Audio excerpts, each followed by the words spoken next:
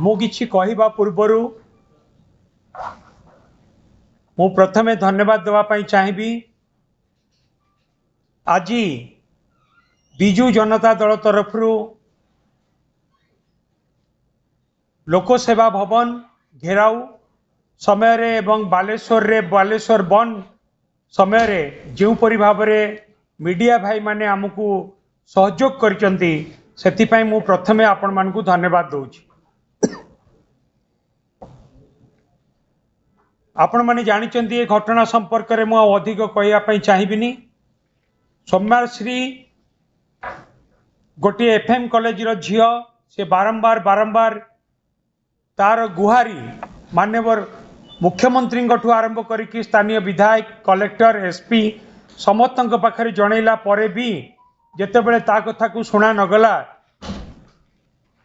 गोटे अव्यवस्थार सरकार भितरे सी तार जेतेबेले न्याय न पाइला जा फल कि एपरी घटना घटिला एवं तार प्रतिवाद रे तार ए घटनार प्रतिवाद रे आज बिजू जनता दल तरफरु आमे स्वर उत्तोलन करिथिलु एवं लोकसेवा भवन घेराउर कार्यक्रम आज आमर थिला। गोटे गणतांत्रिक व्यवस्था रे जदि कौनसी जगह कौनसी अघटन हुए अव्यवस्था हुए लोक माने न्याय पाती नहीं सेतेबेले गणतांत्रिक व्यवस्था रे राजनैतिक दल माने एवं समस्ते मध्य स्वर उत्तोलन करिवार अधिकार अछि। जेतेबेले सेही स्वर उत्तोलन करिके आमे लोकसेवा भवन को घेराव करिया को जाइथिलु आमर बिजू जनता दलर समस्त सक्रिय नेतृवृंद माने सेठी पहुंचवा मात्र के आमे सेठी पहुंचवा मात्र के पुलिस तरफरु आमको उल्टा आक्रमण करने आरंभ हो गला। पानी माड़ लुह बुआ गैस एवं बुलेट फायर तुरंत हो गला एवं आमे कौनसी से बैरिकेड पाखरे पहुंचिकी आम कार्यक्रम आरंभ करने पूर्वर गोटे मिनिट भितर एपरी हो गला। आमे हठात भी जानी पार्लुनी जेतेबेले बिजू जनता दल शांतिपूर्ण भाव सेठी तार स्वर तार आवाज उठेइथिला महिला माननकु निर्यातना सौम्याश्री रो घटना रो प्रतिवाद रे सेतेबेले हठात एपरी काहेकि पुलिस मानक तरफ हैला से कथा को आमे बुझी पारलु नाही। ए कथारु स्पष्ट सरकार आज भयभीत। आज भुवनेश्वर रे आपण जेकोसी जगह को जानतु आज सबुआडे रास्ता बैरिकेड लोक माने रास्ता रे जीवा को असुविधा हैरान हरकत होउचंती एवं आमे पहुंचला परे केवल बुलेट फायर हैला ता नुहे लुह बुआ गैस प्रयोग हैला ता नुहे पानी माड़ हैला ता नुहे बरं सेठी पहुंचीथिबा हमर महिला एक्टिविस्ट मानक प्रति मध्य असद आचरण दुर्व्यवहार पुलिस मानक तरफ करागला।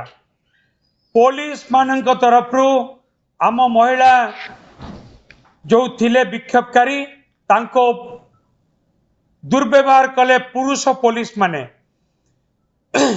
टणा उठरा करिबा ठेला पेला करिबा दुर्व्यवहार मध्य प्रदर्शन कले एवं जो बुलेट फायर हैला से बुलेट फायर रे आमर बहुत लोक आज आहत होइकी हॉस्पिटलाइज होइचंती। मु आपन को जणे रखिया को चाहे से बुलेट फायर रे छाती रे गुली माड़ होइकी वर्तमान सांसद श्रीमती सुलता देव हॉस्पिटलाइज तांको छाती रे गुली माड़ होइछ। प्रणब प्रकाश दास पूर्वतन मंत्री से भी हॉस्पिटलाइज से बर्तमान आईसीयू रे अछन। प्रीति रंजन घड़ई से मध्य वर्तमान आईसीयू रे अछंती तांको देह रे गुली माड़ होइकी से भी इंजर्ड होइकी आईसीयू रे अछंती।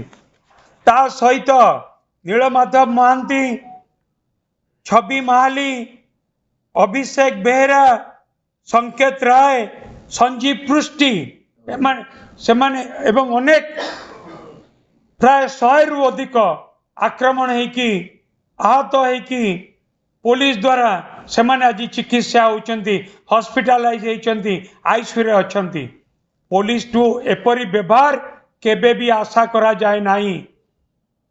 पुलिस भाई मानू कही रखा चाहबू से सरकार रो चामचागिरी छाड़तु सरकार रो गुंडागिरी करवा बंद करंतु।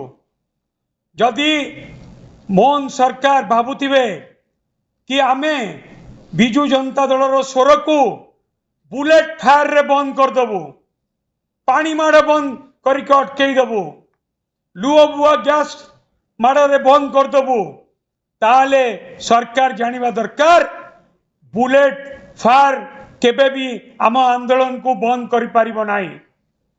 जे पर्यंत सौम्याश्री को न्याय न मिली जे पर्यंत ओडिशार महिला मानू न्याय न मिली जे पर्यंत ओडिशा रे महिला मानक प्रति दुर्व्यवहार निर्यातना रेप मर्डर दुष्कर्म बंद न होईची से पर्यंत बिजू जनता दल केबे भी चुप रहिबनी। ए आंदोलन से पर्यंत चालू रहिबो जे पर्यंत आमर महिला माने ओडिशा रे सुरक्षित हेबे नाही। धन्यवाद।